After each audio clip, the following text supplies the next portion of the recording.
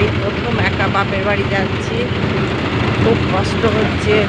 আমার স্বামী তাহলে 2 বছর যায়নি, ও অসুস্থ, আর পাশে উঠতেও পারতো না খুব একটা, ওই জন্যে যেতামই না।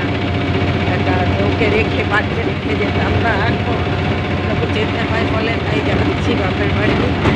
একটু বাপের বাড়িটা যাওয়াটা একটু খুব ভিড়ভাড় ছিল, জানো তো, এই সুবিধা ঠিক নাই। ওদের কৃষ্ণনগর কলকাতা যাওয়ার সুবিধা, কিন্তু ওই যে নদীপোতা দেহত্ব যাওয়াটা একটু ক্রিটিক্যাল।